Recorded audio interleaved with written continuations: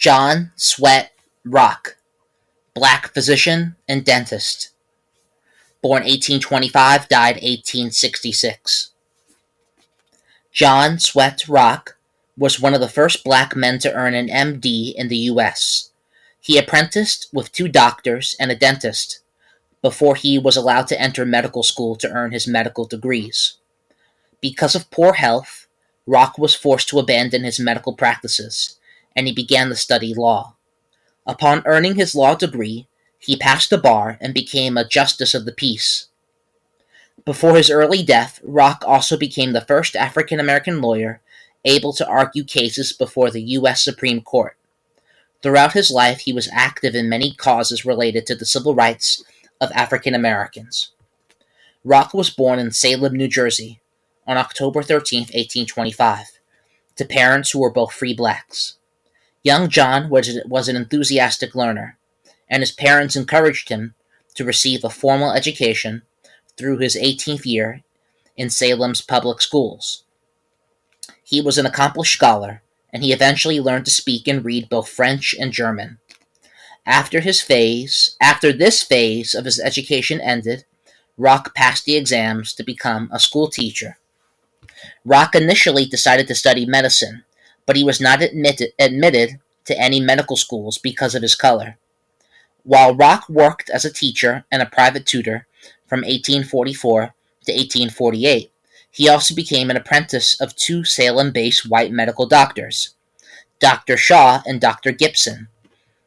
A few years later, from 1848 to 1849, Rock had a similar learning arrangement with a dentist, Dr. U. Hubbard, though he had ceased to teach school simultaneously. Rock opened his own dentistry practice in 1850 in Philadelphia. He was skilled at making dentures and won a silver medal for his accomplishments in this area in 1851. Shortly thereafter, Rock was admitted to the American Medical College, a short-lived institution based in Philadelphia. While he attended medical school, Rock maintained his practice and became involved with a local high school. He was awarded his M.D. in 1852 or 1853. After earning his M.D., Rock moved to Boston, where he had both a medical and dental practice. Rock believed in being available day and night. Rock believed in being available day and night for his patients, an attitude which undoubtedly contributed to his ill health. Rock was given the honor of being one of the first African Americans admitted to the Massachusetts Medical Society, though its records are incomplete on this matter and the exact year is unknown. Rock gave medical aid to fugitive slaves as they passed through Boston on the Underground Railroad. Indeed, while living in Boston, Rock became a leader in the abolitionist movement and the fight for blacks' rights. He was also involved in the temperance movement. Rock became associated with Lewis Hayden, a local abolitionist, and was part of the 1855 fight to desegregate the public schools in Boston. This fight was successful.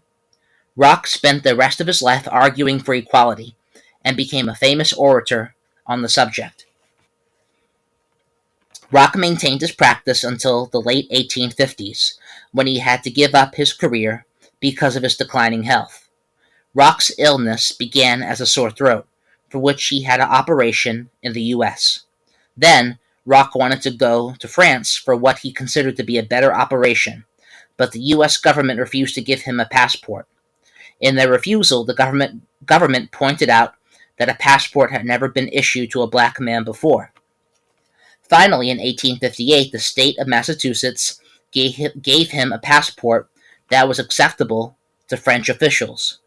Rock was able to obtain the operation, but the man who operated on him in Paris, a Professor Auguste Nelaton, recommended that Rock cease practicing medicine and his public speaking activities.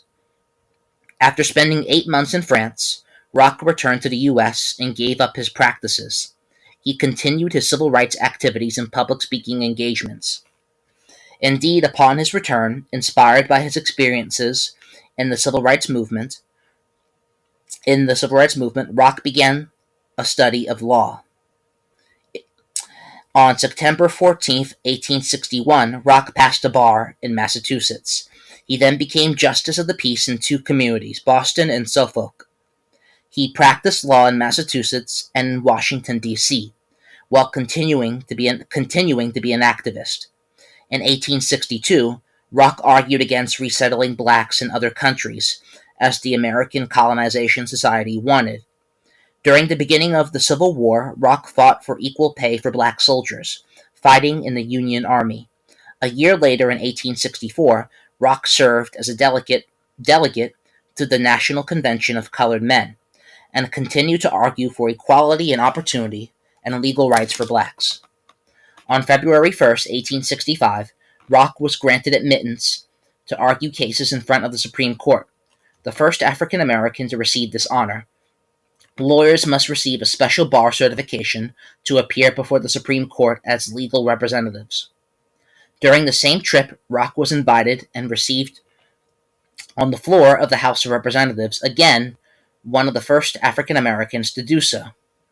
However, when Rock tried to board the train home, he was arrested for not having the pass black Americans were required to carry at the time. This incident contributed to the revoking of the law that required such passes. However, Rock's illness continued to affect him, and he never actually argued a case before the Supreme Court. Rock finally died from tuberculosis on December 3rd, 1866 in Boston at the age of 41. Some sources say Washington, D.C. A son survived him. Citations are in the description.